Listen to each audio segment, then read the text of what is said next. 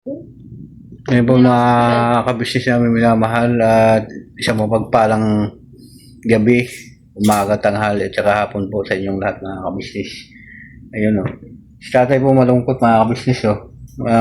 Grabing saya niya kagabi ngayon, malungkot siya kasi ang dami niya ng karamdaman. Ano karamdaman mo tay?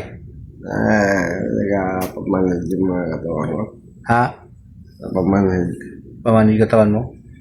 Kala ko kaya mo maggamot ng 20 na tao. Si Perle. Ano nangyari? Ano po mga kabisnes? Tapos kanina mga kabisnes sabi niya dali ko doon sa hospital. Dito tayo. 20 na, 30 na. Tapos sasabihin, may sakit ka? Oo. Ha? Ano mo, may gamot tayo dyan. Ano Per? Ayan, ito. Tapos ngayon sabi niya po sa akin mga business, sakit lang yung kanyang dibdib, yung likod, ulo, yan yung likod. Tapos yung dito niya, saan pa masakit sa'yo? Ha? Saan pa? Ulo ko. Ulo mo? Ayun kasi dito, madaling araw na po dito mga kabisnes at yun, may surprise din sa tatay na na bisita. Gin lang yan, tay. Ah, Gin lang. Hindi Gin. natin mararamdaman. Nagiinom pa ba tayo? Hindi na to. Hindi na siya nagiinom, ano? Hindi na siya nagiinom ng konti ito. Yan lagay nung konti-konti na lang. Kunti-kunti na. Matay sa kagalon. Ayan po no, mga kabisnes. At sabi niya sa akin na marami daw siyang gamot at kaya niya gamot ng 20 tao. Pero kanina pa ako dito nakikiramdam mga kabisnes kasi kung halimbawa na dalhin namin si tatay sa ospital kasi masama yung kanyang pakiramdam. Nakamanhid po, hindi siya makahinga. Ano po mga kabisnes. Tapos sa gabi, sobrang saya niya. Ano po mga kabisnes. Hindi na kumina ako doon sa bagay na yun. Ano po mga kabisnes. Basta si tatay. Ano tay? Ano? Kaya pa? Apa? Ha?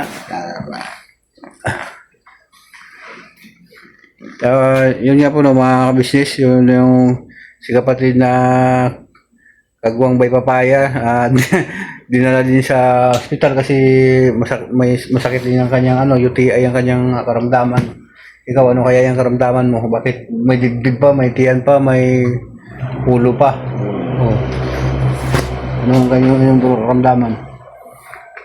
Palagay mo? Tumba ko. Parang matumba ka? Kaya nga po ng mga kabisnes dito ako. Tentay lang tayo o matulog ka muna? Kasi madaling araw na po dito mga kabisnes eh. Muna kasi isa madal talaga ng pakiramdam niya. Sama talaga ng pakiramdam tayo. Kaya nga po. Kagabi, saya-saya niya po mga kabisnes. Tapos bigla na lang ng hila. Tenta, dito talaga. Kaya dito po ako mga kabisnes. Ano na oras? Ano oras na ito? Tingnan mo lang. Ha? Tingin, sarili mo. Alas 12, 43. Ayan po mga kabisnes. Alas Alas 12. Alas 12. Alas 12, 43. Ayan. Ayan po ng mga kabisnes. 12:43 na po ng madaling araw. At siguro.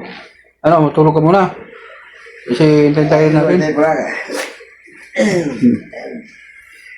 May... Ha? Nantok na. Nantok ka na? Yung mga... Alas 4. Hindi pa rin kayo tutulog, Per?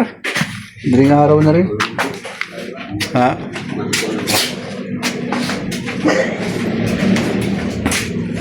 Tulog ka na rin. Ano yan? Saan kayo kumukuha ng inumin, Per? Nakikigib lang kami to. Kanino? Dun sa kabila. Kaninong kabila? Minsan kala tatay 10. Kila tatay 10 kasi pag gabi bawal na. No. Hapon pa ako dumarating pag gabi na. Diyan Kaya kayo? doon ako sa pinturahan umigib to. Ha? Sa pinturahan. Radyo sa pinturahan na yan? Opo. Ayun. At yun nga po nung mga kabisnes namin minamahal. At Meron po kasi kung lakad niya yung mga kabisnes. Kaya, antayin tayo ko lang din. Ano tayo? Hinga ka muna tayo? Ah, Tulog-tulog ka muna, babalikan kita mamaya-maya. oo. Ha? Oo. Meron po mga kabisnes eh. May ano po. Sa malaw talaga pakiramdam ni tatay. Ano, kaya pa? Ha? Kaya ba?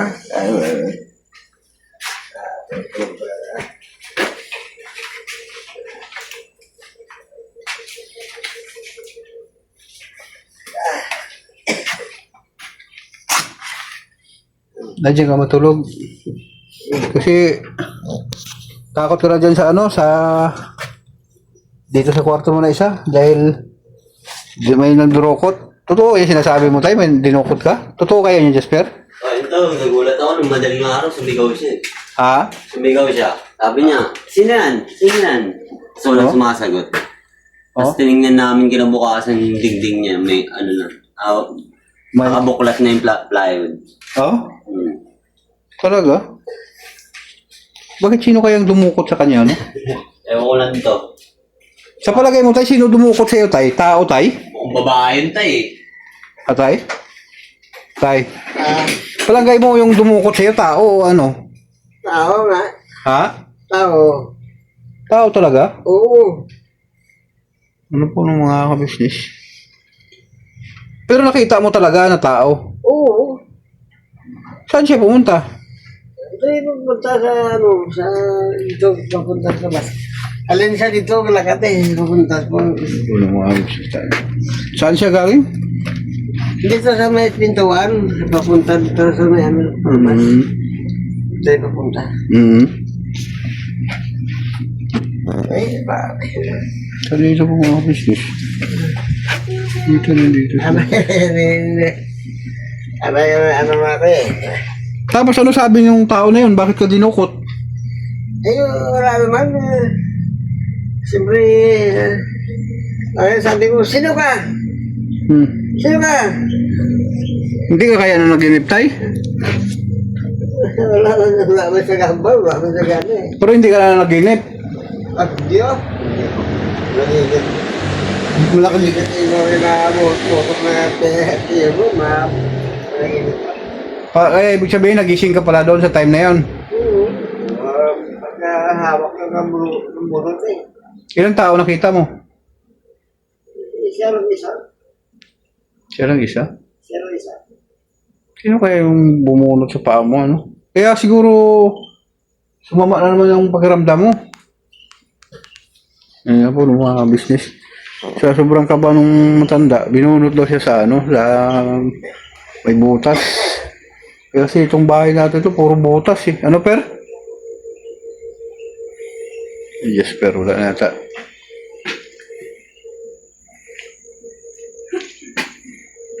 Grabe itong ano na to, ano mga kabisnes, balikan ko po kayo. Ngayon po ng mga kabisnes, balik tayo. At yan si tatay mga kabisnes, oh. Nawala naman si tatay.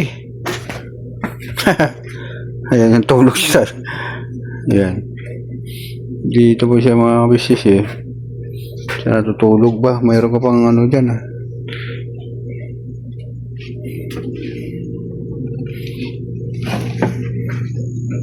Dito yung labas.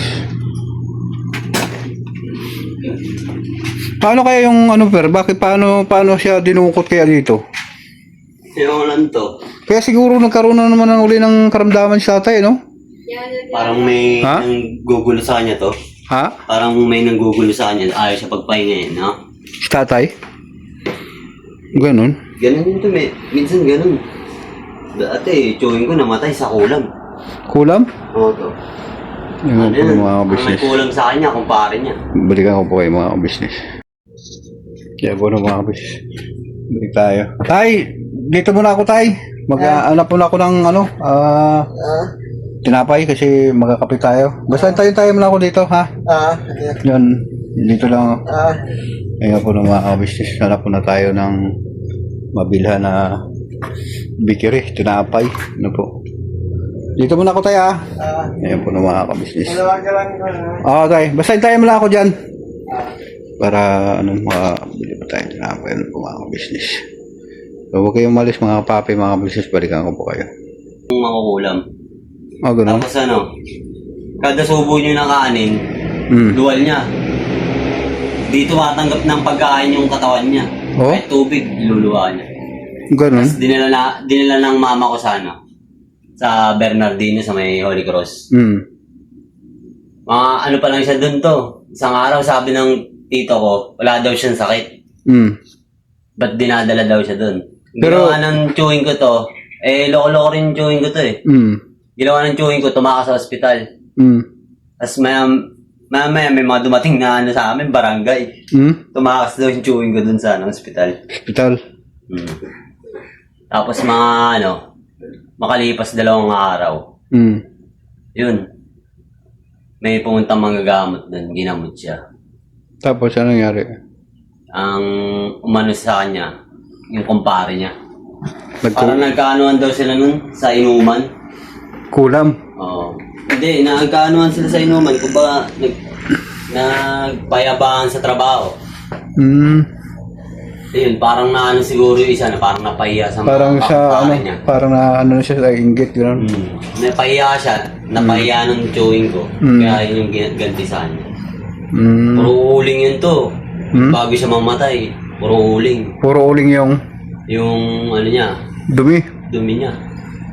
Puro uling talaga to. Ganun. Makikita mo, uling talaga. Gano'n. Oo, itim. Yan, si Dogi yung bantay ng mga business.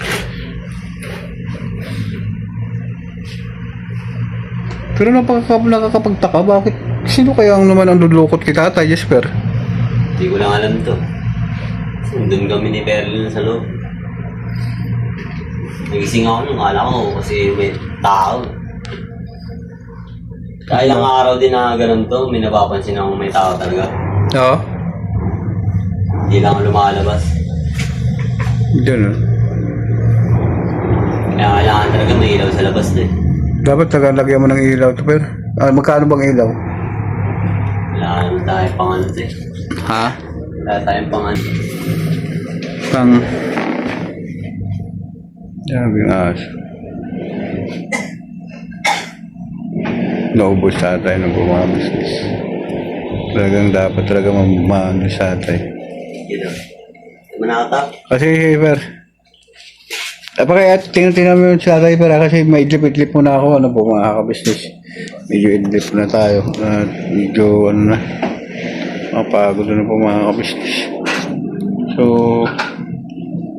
wag po kayo mga umalis mga kapapi, mga kabisnes, balikan ko po kayo. Ngayon po ng mga kabisnes, balik tayo.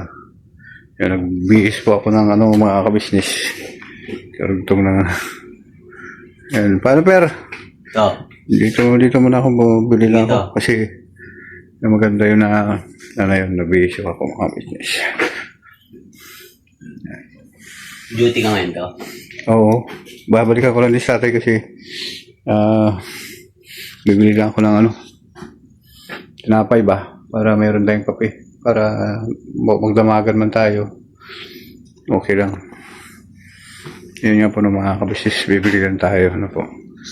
So samahan niyo po ako at babalikan ko po kayo mga kabisnes. Nakita ko po kasi mga kabisnes sa sa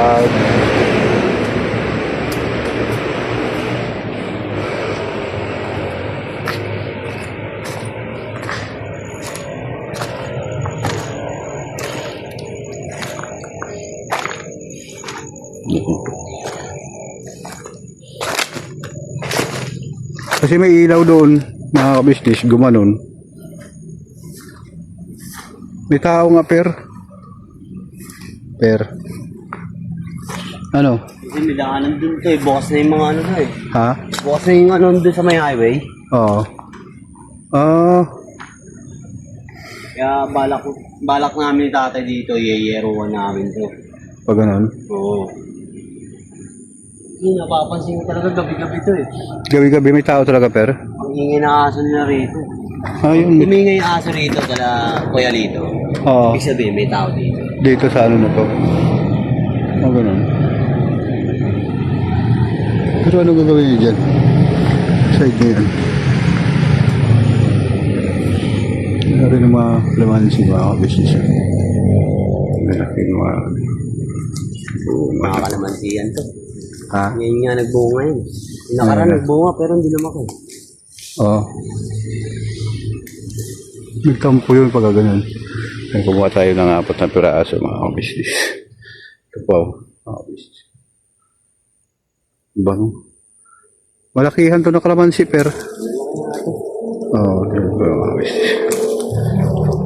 Kaya kailangan pala talaga mayroon kang ilaw dito sa labas per. Mahina pa nga lang ito eh. Ha? Mahina. Ha? Mahina itong ano ko, plus. May hina ang flashlight ko no? Pinigla ko sa tatay ng magandang itak eh. Hmm. Ano tayo, pag dinukot ko yung paa mo, ayun yun. Kaya- May kamay yun. May ano per. May tawag nito. Tao talaga dito. Hindi makikita mga Kaya minsan to, hindi ito sa amin. Hmm. Nilalagyan ko ng yero yan. Tumapak man siya, maririnig ko siya. Ganun. So, ayun nga po ng mga kabisibili tayo. At maraming salamat sa simpleng vlog na ito mga kabisnes sa inyong pagsama.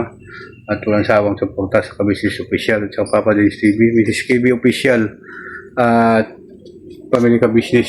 Siyempre sa kay Paimos Budang Official yan. At saka sa mga kapatid yung kagwang mga kabisnes. Siyempre sa aking sa inyong abang lingkod, Kagwang Damulan 2.0 Official. At